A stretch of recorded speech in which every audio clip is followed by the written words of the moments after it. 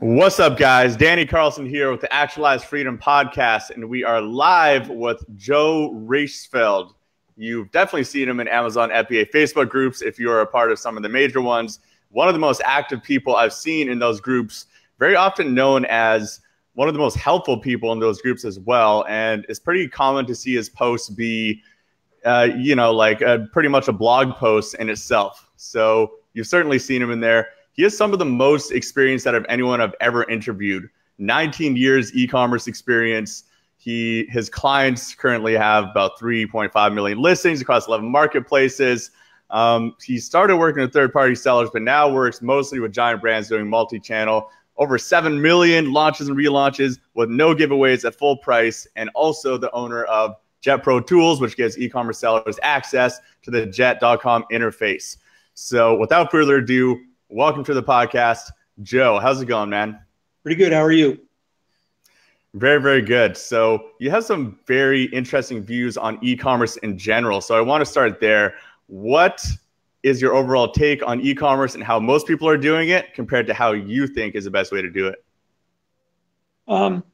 Well, I had a business career before the internet. I've been in business since the mid to late 80s. I learned traditional ways of launching businesses, launching products. I did a lot of product launches long before I got into e-commerce and on the internet, in the restaurant business. And I owned a catering company. I owned several companies before I got into e-commerce. I learned marketing in school, in college, by doing. Traditional marketing, traditional product launch. When you're trying to get, money from like a VC, you do a business plan. So when you actually launch, you've already done all the research, and all about the competitors, all about the marketplace, all about the markets, the strengths, the weaknesses, the opportunities. And it's not like that anymore, at least not how it's being taught on Amazon, the last few years, which is kind of strange if you ask me. So what are some examples of some things that you do, like the information that you research before launching a product? Well, you think about it. If you were trying to start a company and you needed a loan from a bank or something, you've got to do a business plan before you even have the product in production. Maybe you'll have a sample or two, but you've got to do a lot of research, and you've got to, my first e-commerce company was a furniture store. I took my son, he was 2 at the time. We sat in the parking lot of a furniture store on a Sunday for 3.5 hours, 4 hours, and just counted the cars coming in and out of the parking lot to see if that was a good place to put my business. Just traditional business stuff. Is the traffic there? Is it the right kind of traffic? Is it the kind that's going to want the product that I have to sell? You have all that stuff out of the way. What you need to do to be competitive long before the actual launch happens. You've contacted, the media, influencers, groups, things like that. You've already got advertising all set up, or, pre-selling. Imagine that, pre-selling, having people ready to buy before you launch, so that on launch day, the learning curve is ending on launch day, not starting, which is the way, unfortunately, is the way it's taught now. Well, yeah, you're mentioning a bunch of tactics that really have nothing to do with Amazon, right? A lot of these Amazon gurus out there are teaching product launch giveaways and Amazon PPC as pretty much the only ways to launch your product on Amazon. But all the external ways that you're mentioning, they're different skill sets too, right? So, one really big problem I see is a lot of people are trying to focus on way too many things at once. They're new to Amazon. They're trying to figure out the Amazon stuff. They're trying to build the email list. They're trying to run Facebook ads. And they're in the learning stage of all of these things at the same time, which makes it very difficult to be effective. So in your opinion, if they could focus on, let's say, only 2 of these things, what should a brand new seller focus on? They need to learn the platform, and they need to learn how to list, how to sell. Um, just walking in and thinking you can learn how to sell and do private label and launch and not lose money and still be in business. It's insane. They're two completely different business models. You really need to understand the platform and how to optimize listings. I see the back ends of a lot of listings, thousands of them at a time, and I'd say 85% of sellers don't fill them out correctly. Vendors, third party, whoever, they leave some of the really important areas blank. Intended audience, some of those areas right after the keyword fields. That helps Amazon categorize your product. If you sell shoes and you don't put intended audience men's, you can kiss any Father's Day advertising goodbye. Amazon won't know to include you in an email that they send out for Father's Day because they don't know that it's men's shoes or ladies' shoes because you didn't put intended use. Instead, you put loafers and whatever else you could stuff in there. And the funny part is those fields, if you click on them, 9 times out of 10, Amazon's already got an idea what should go in there, and it'll give you the default choice. Most people don't even click it. Yeah, so that's a very interesting point you're bringing up there. There's a lot of these fields like subject matter and, obviously the back-end search terms. A lot of people are stuffing, just whatever keywords they don't put in their listing into subject matter and intended use fields, for example. So you prefer to just put like men's and like keep it very simple and concise, like what it's intended for, instead of just trying to index more keywords in there? That it's not for indexing keywords, it's for categorization. So you see these posts from people that, that I can't get into the right category, or Amazon recategorized my product. It used to be that you could get into multiple categories. Well, now you can't. And you have to help. That's SEO, standard SEO. You have to tell the search engine what your product is and where you belong. It's not rocket science. Makes a lot of sense, right? They built their algorithm in a certain way based on what those fields were intended for. The intended use of the intended use fields is not the way people are using them, funny enough. And you also have something really interesting that caught my attention right away. Is you said you've done over 7 million launches and relaunches with no giveaways, at full price, with buyers' email lists in hand. Can you walk us through your process for that? Because that is too meaty of a statement to not dive into. Sure. Excuse me. My dog's going nuts here. Like I said, I've been doing this for a long time. I've never launched at a loss. It's just not how I was taught. I was taught that if you can't launch a profit, don't launch. It's inconceivable to me to launch and give away product like that. It's a strategy. Doesn't make my strategy right. Doesn't make their strategy wrong or one better than the other. It's just not how. I'm in business to make money. I got into this business. I was using the money to help feed my kids. I raised my kids alone. I'm not about to launch at a loss. Sometimes it's a strategy that works. But I don't know. I work with big companies. I can't recommend to them things here today, gone tomorrow type techniques. I can't recommend to them to buy reviews. Do it the right way. It's easy. It's much easier to do it the right way and know it's not going anywhere.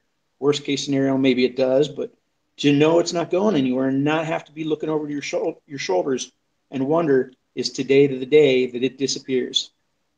Can you give us some examples of the ways that you do increase reviews without buying them, without doing anything sketchy? Yeah. What we normally do is, on a new product, if I have a new product release that's coming out, 2 months out, we will tear down, we'll reverse engineer the competition. I'm sorry, we all like to think that, we've got the best new product and nobody else sells it. And I'm sorry, somebody else is selling something pretty similar. I see the stuff that people are, new sellers are selling on Amazon. It's, they're all buying it because some guru told them to use Alibaba or this certain company, and they used, a toothbrush in the example. Well, now 300 students are cussing out toothbrushes. It's crazy how much you see that. It's ridiculous, and I've seen gurus, so-called gurus, screw themselves over it, and it's funny to me. It's just common sense. That's what I just don't get. People, it seems like a lot of sellers, I don't know if they, got the idea off of a candy bar wrapper or what, but it's a business. It's not a hobby. eBay can be a hobby if you want it to be, but Amazon is, run like a business. If you're going to run it like a business, you have to treat it like a business. And in a business, I've never had a business where I wanted to lose money. Maybe as a little bit. Yeah, it's a very cash flow intensive business too. It's very expensive to get a bunch of product and then not sell through that product in a profitable fashion. That's just a very, very easy way to go bankrupt, right? Are there any specific ways to get more reviews from your customers? I can't hear a word you're saying.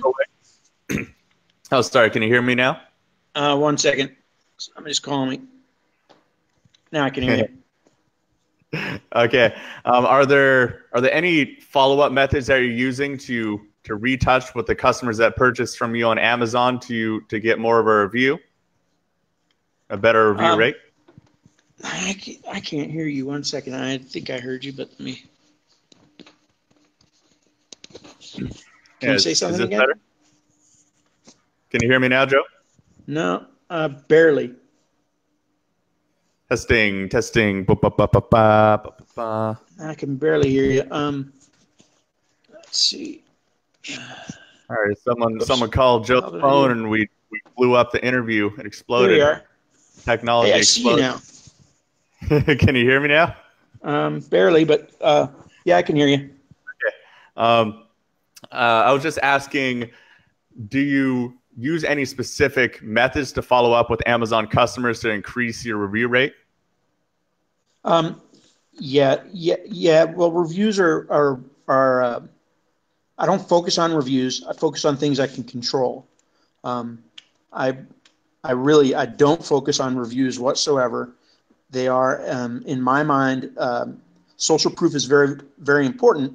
However, I know from experience that if you're hitting the other KPIs and you're killing it, social proof reviews aren't going to hurt you. I have items consistently in the top 50 selling items in a huge category. Some have no reviews, some have negative reviews, and I'm kicking the shit out of national brands.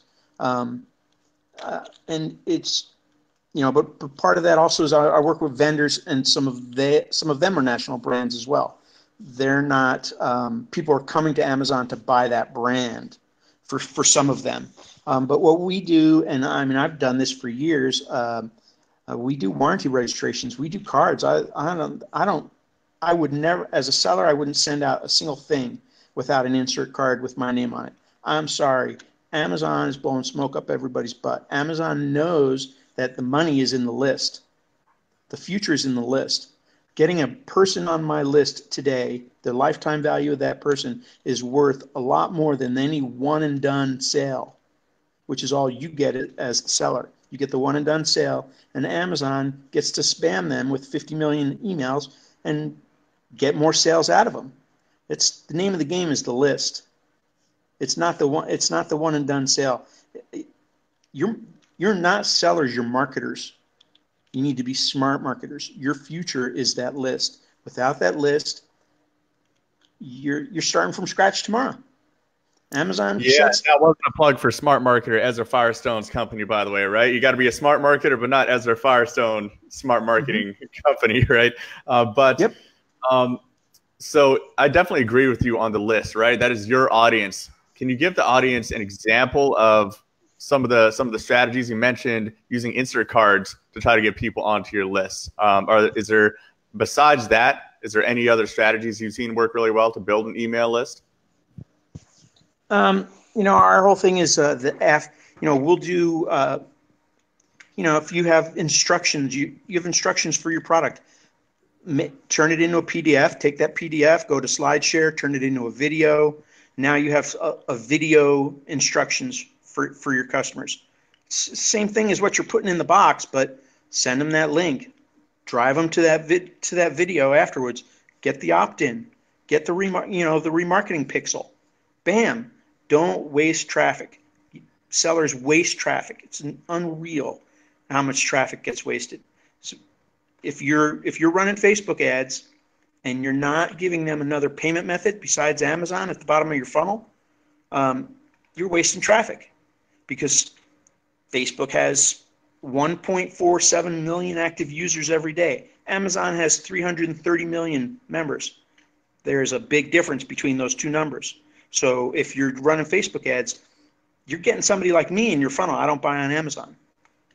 What are you going to do? Yeah, that is such a good point. I think us as Amazon sellers, we kind of get caught up in the propaganda that Amazon is the be all end all, and that everyone and their uncle has an Amazon Prime account, which is, I mean, it's becoming more and more the case. Like, it's a big company for sure, but that's definitely not the majority of people in the world. Like, so many people, they don't want to pay the $100 a year for the Amazon Prime account. They go to Amazon and they're like, well, like, I don't want to pay for shipping or whatever, and they go somewhere else.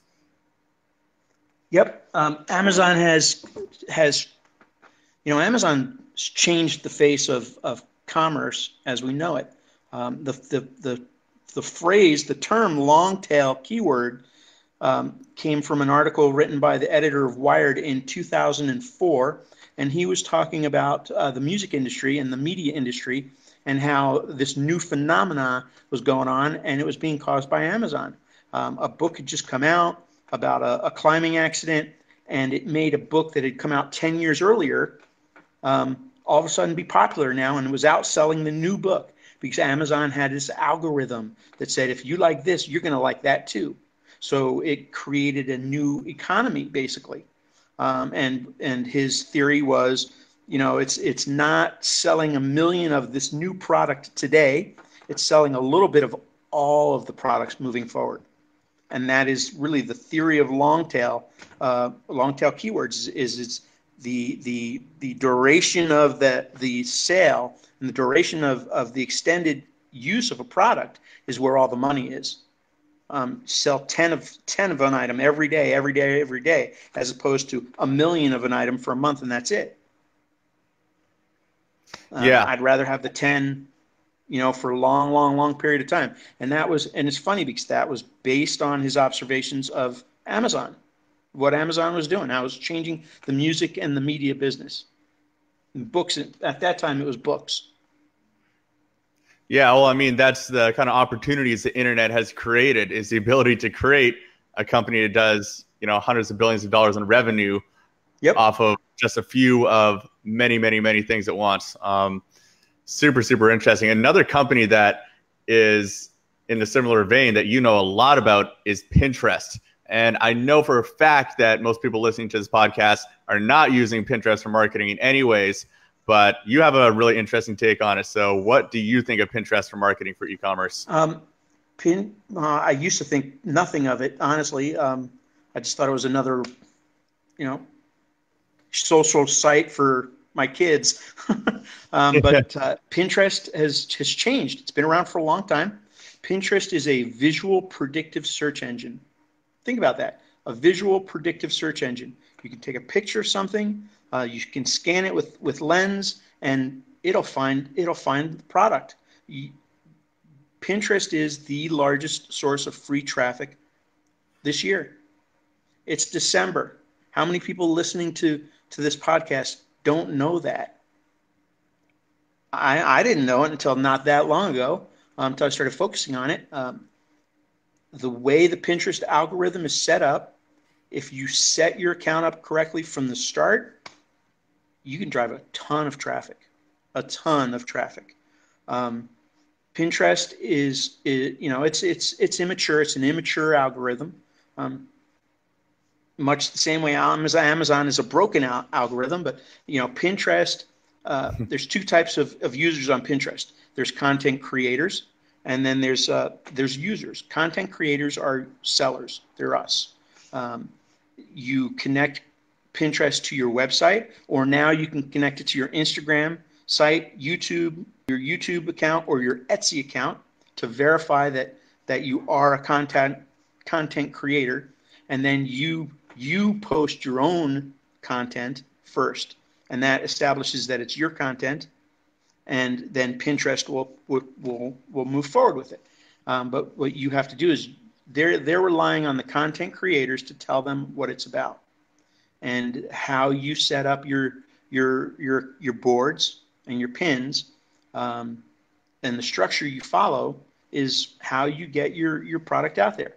Pinterest is all about categories and topics. Okay, when you first join Pinterest, the first thing it says is pick 5 categories you want us to spam you with information about, basically. And you pick 5 topics, and then every time you go into Pinterest, the first thing that comes up is it's called the Smart Feed, and those are those topics that you chose. Each one of those topics has a feed. It's a group. You've just joined those groups. What was it? Kayaks, I believe, 8.3 million followers. Okay, so you sell kayaks. Wow. Yeah, you sell kayaks. It's smart for you to name your board kayaks, because that puts you in a possibility of getting in that feed. If you get in that feed, 8.3 million people aren't going to see it. So what? 100,000 people see it, and it's a crappy conversion rate. That's still a lot of traffic. It's a lot of traffic.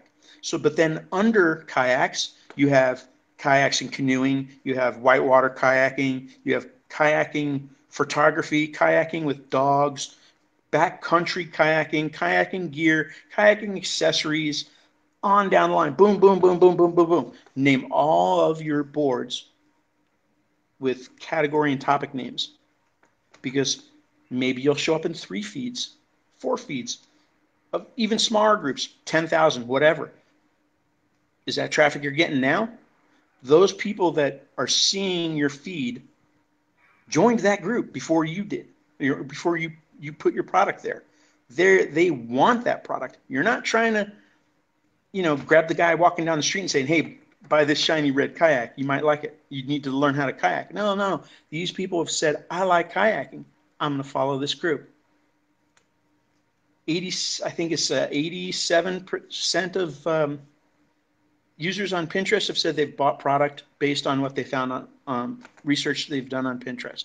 So when you're driving traffic now from Pinterest, it's not cold traffic. They've already found you.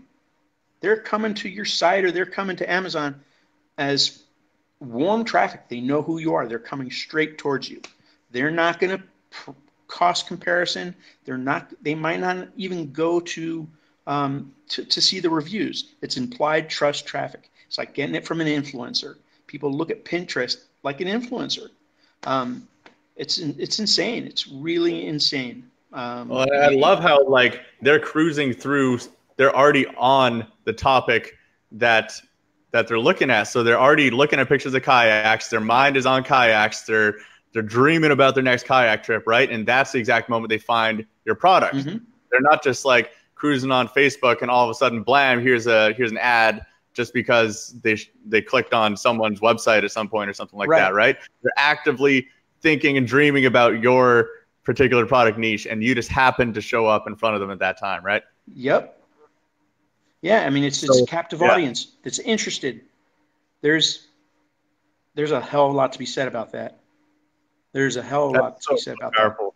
And so how long would it take if someone were to start on Pinterest today?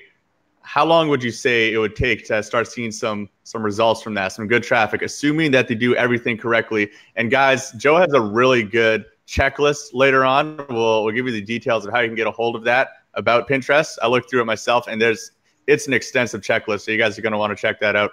I'm certainly going to be implementing it for myself. But assuming someone implements everything on your checklist, Joe, how long do you think it would be until they start to see some results from that?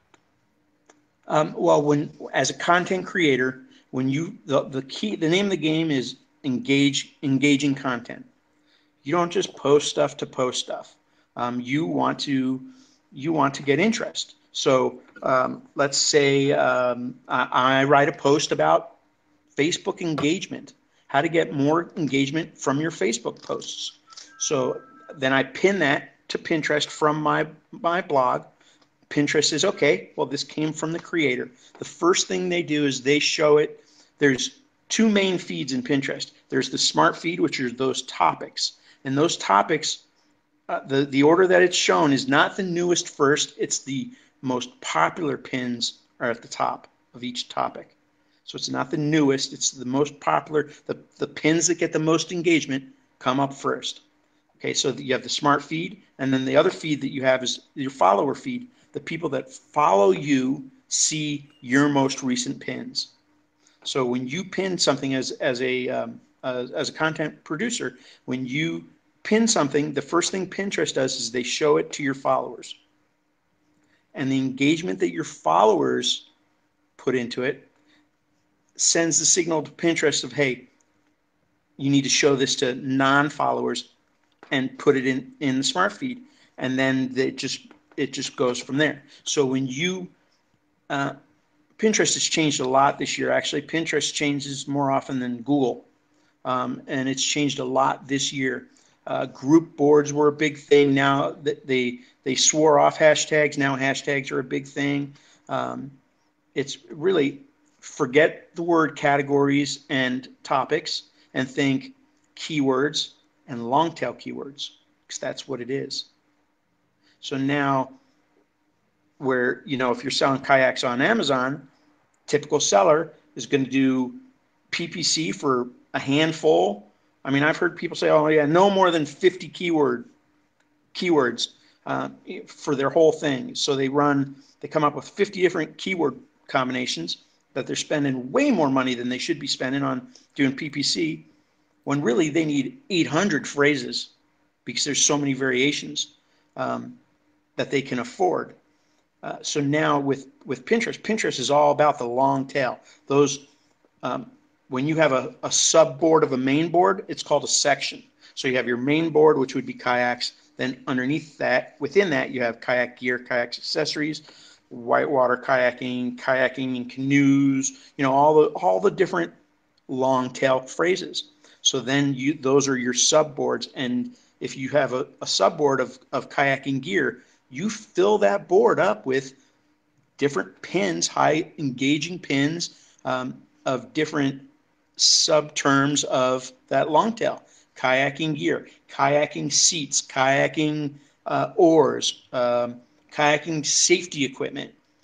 They're all just subterms. So now, with long tail keyword phrases, when you rank for a 5-word long tail phrase, and in the middle of that long tail phrase is that 2-word phrase that some guy's spending $2, a click on PPC, he's going to rank organically for those 2-word phrases as well as the 5-word phrase for a couple pennies. So Pinterest is driving that. So instead of having your handful of 50 highly competitive terms that you're ranking for, you want 500. I mean, when I hear sellers say, oh yeah, I focus on my 50, you're leaving a lot of money on the table when you're doing that. You really, really are.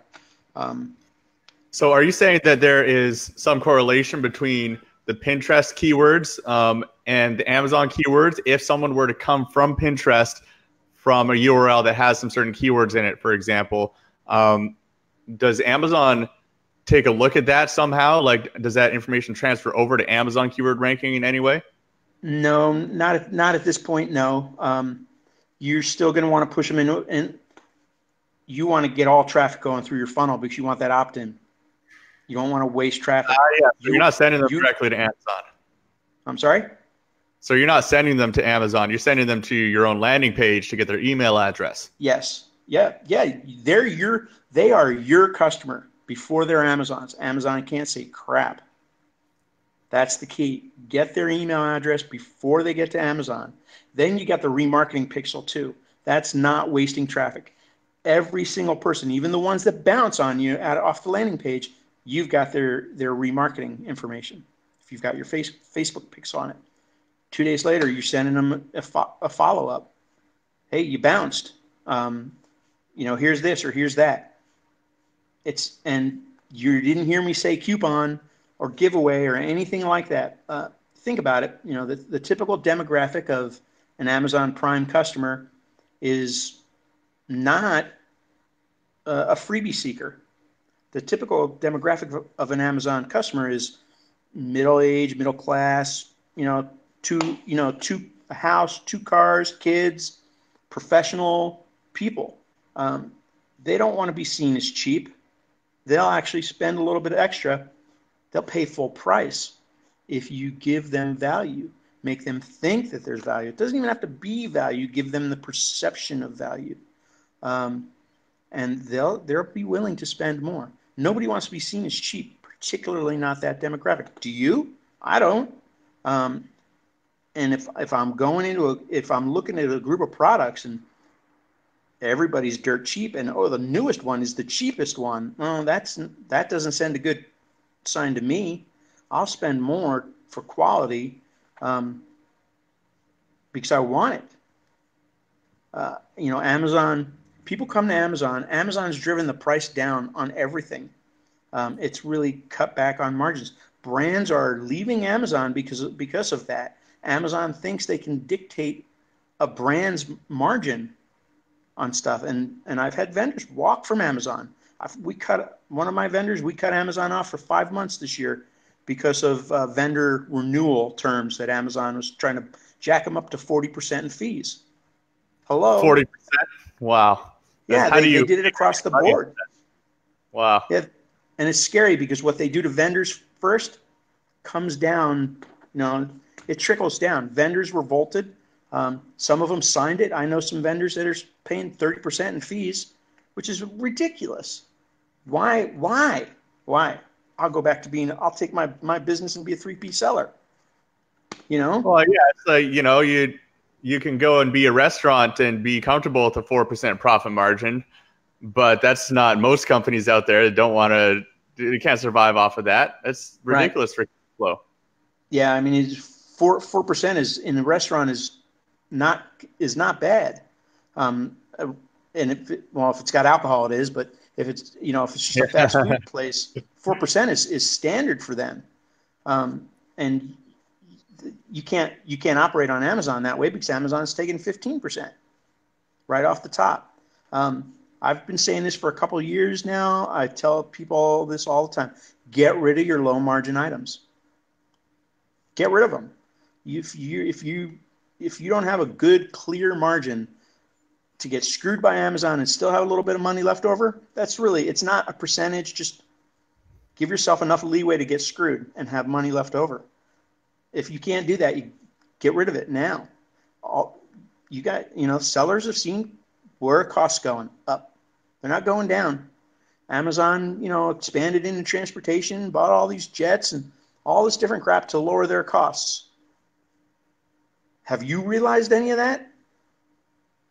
I have. Yeah, they just reinvest 100% of the money for the past 20 years. It's kind of crazy to watch their revenues go like this, but their profits just flatlining pretty much across the board for those 20 years. And there's one more thing I want to touch on here, Joe. This has been super, super helpful so far.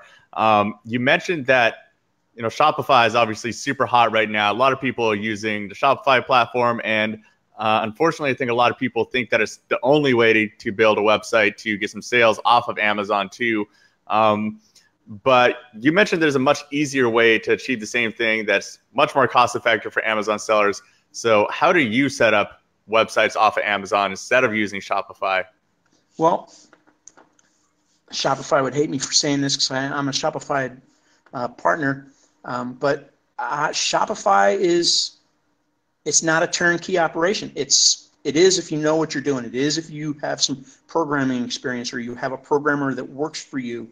But as just Joe Blow 3P seller, you're going to be overwhelmed. And it's just like the guru thing. There's lots of classes out there how to get on Shopify and make $1 million. And I'm sorry, your mom was not lying when she told you if it sounds too good to be true, it is. There's no free. It's not going to rain Skittles by Friday just because you join Shopify. Shopify is the house. It's the structure of the house. That's all. You got to bring everything in. You got to bring the furniture in and bring the family in and the food in, and you have to make that house work. Amazon is the furniture and the dishwasher and all that other stuff. You just got to bring the family in. They're two different things. I see questions all the time of, which is going to be better for me, Shopify or Amazon. You can't compare them. They're two different things. Shopify, you have to drive your own business. It's all on you. A lot of sellers don't need that much. What they need is a landing page. Okay, all sellers should have at least a one-page site. All right, hijackers, people that hijack your listings, they don't go after big businesses. Why? Because big businesses tell them to stick it. So hijackers, they're not stupid. They do their research. They'll check to see if you have an offline presence. They will check to see if you are on other sites as well. If you sell on more than one site, you're safer than just selling on Amazon, because now you have proof that these are your products and that you sell elsewhere and you are established. So all sellers should get themselves a one-page Wix site or free Google site, whatever. Put a picture of an office building on it. Throw up some policies. Make yourself look like you're not doing this with your kids out of your garage. They like that. If they think this is a ma pa thing, hobby out of the garage, and they see that you have 40 five-star reviews and nothing else, you're a target, because you will do anything to get them to remove that bad review, including give them the product and give them their money back. You've got no presence. You are nobody off of Amazon. So what are you going to do?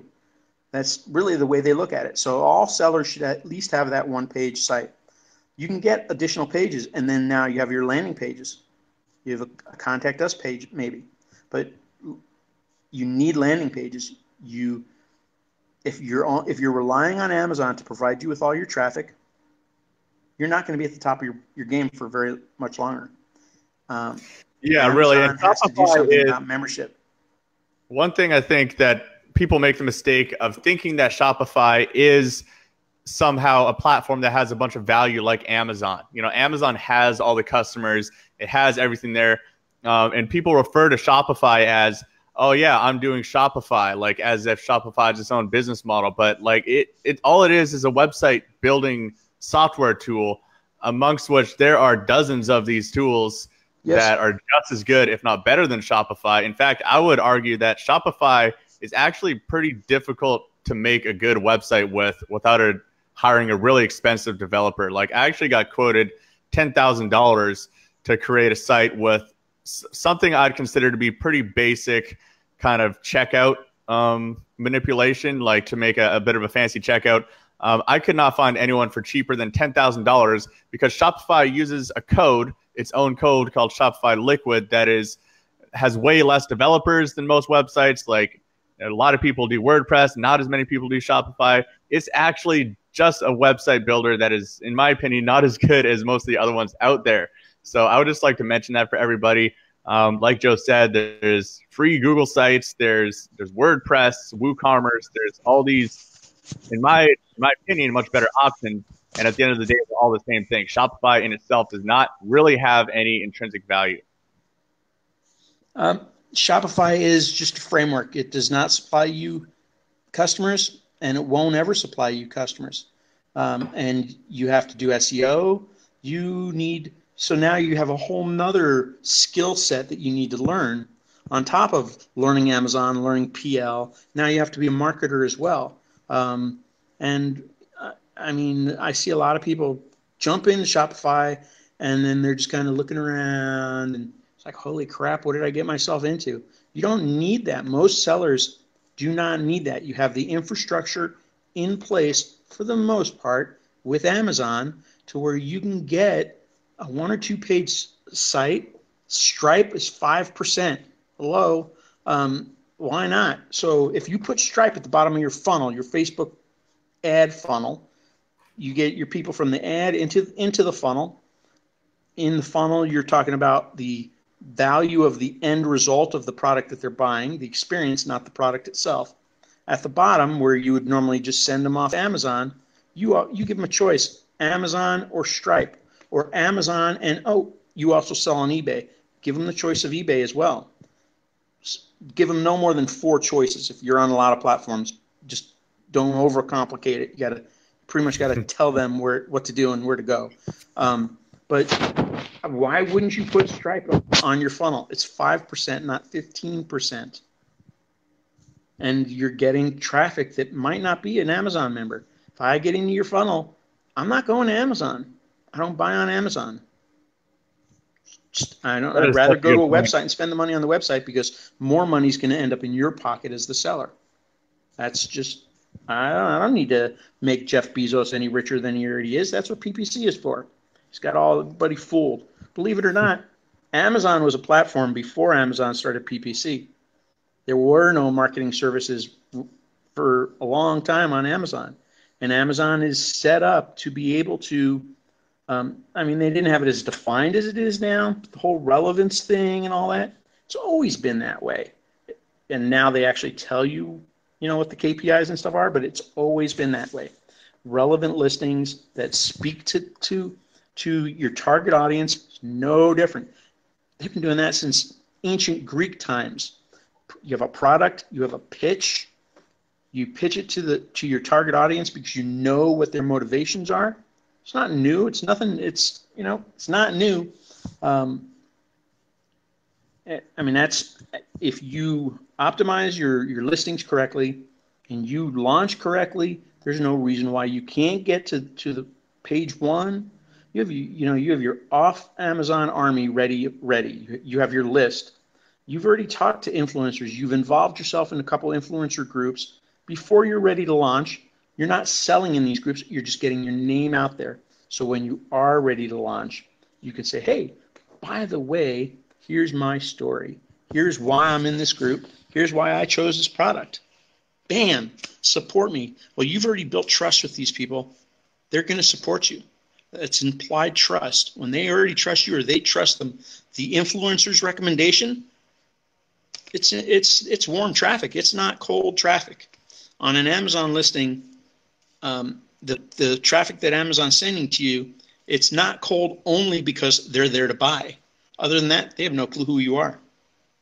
You just happen to come up in the first 3 spots of the results.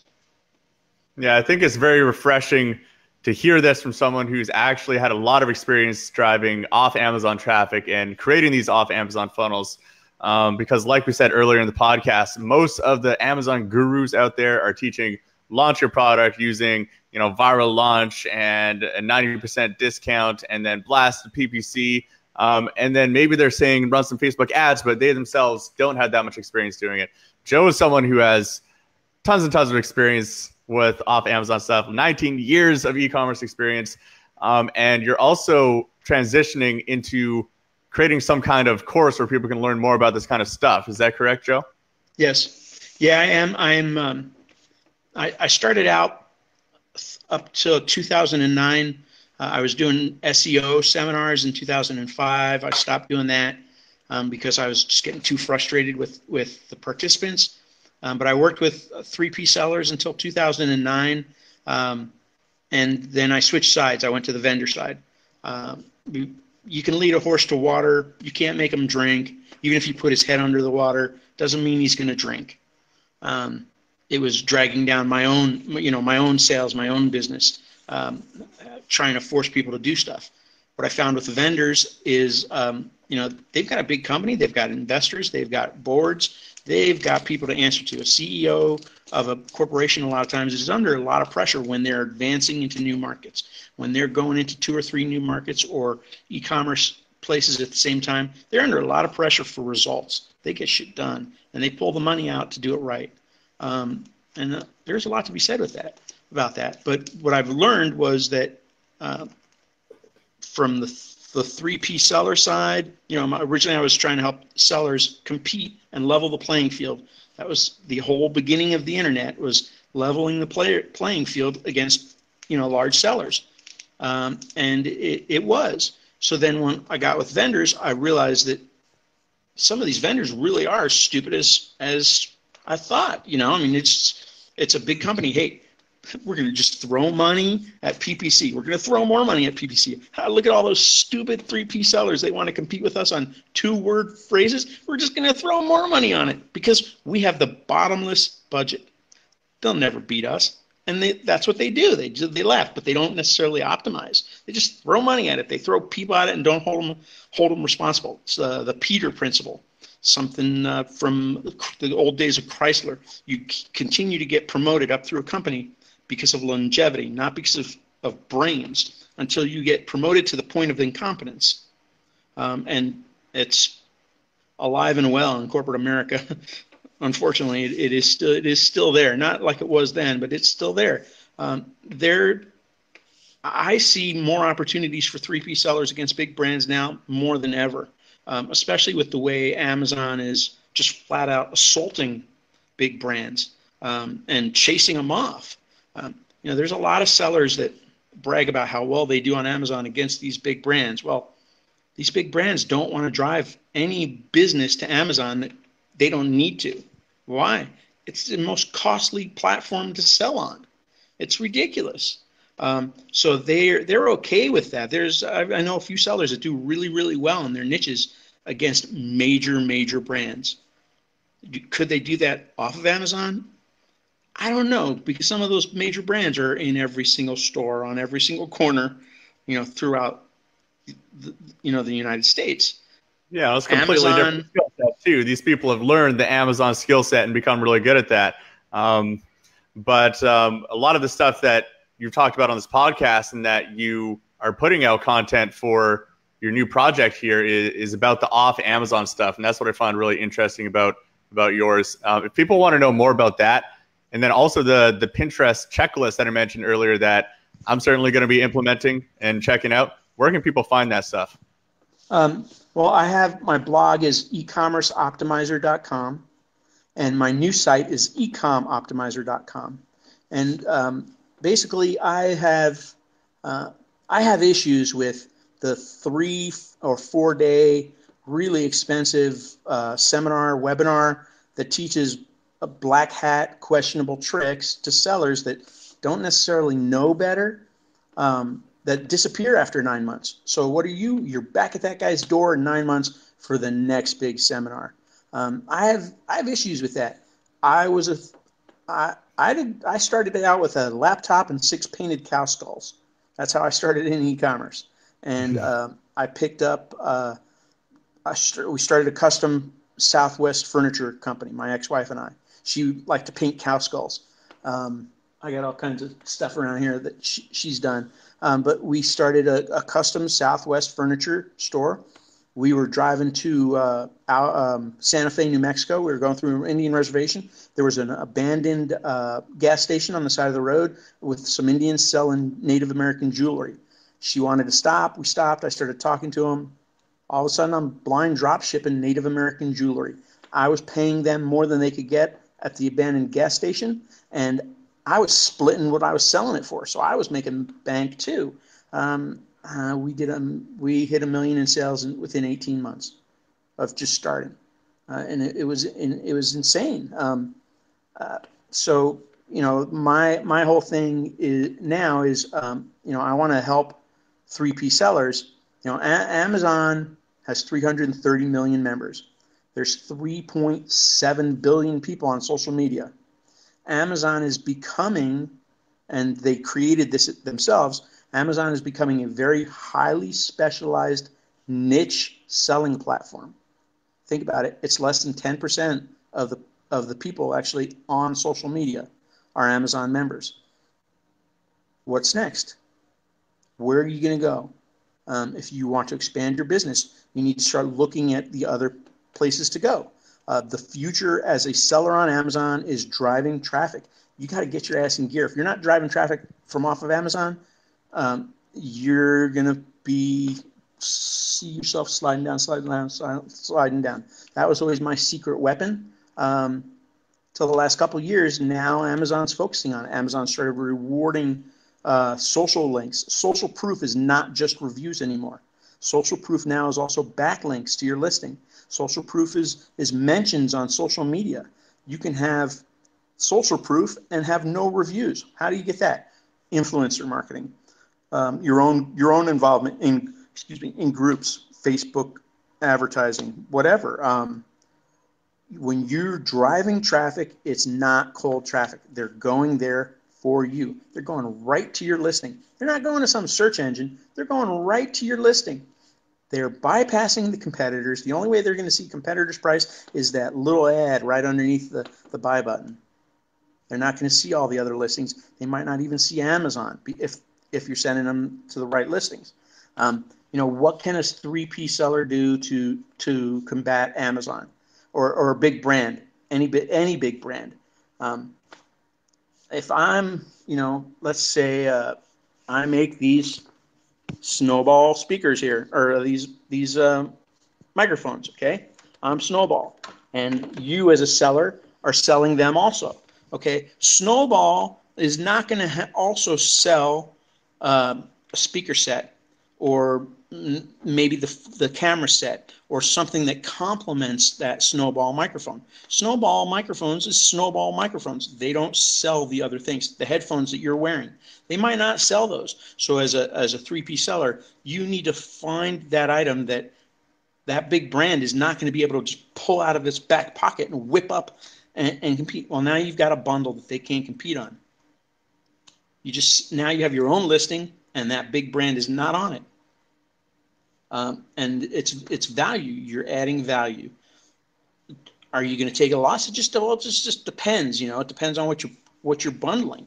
At the end of the day, I think the people who add the most value are the ones who have the long-term success, right? Giving away 90% promotions is not adding value. It's a quick, easy result that you're trying to get. It's not bringing value to your audience. It's maybe not even your current audience, right? So I love a lot of the things you have to say on that. And Joe, it's been an absolute pleasure, man. A lot of the stuff you talked about on here is literally the exact opposite of what people are hearing from the Amazon gurus out there, from the YouTube channels. And I think it's super, super spot on. It's refreshing to hear from someone with actually so much experience. So guys, check out ecomoptimizer.com. We'll put all the links that Joe mentioned in the show notes for this episode on actualizedfreedom.com/26. And thank you so much for joining us, Joe. Thank you. It's great talking to you. All right. Cheers, guys. And we'll see you guys next time.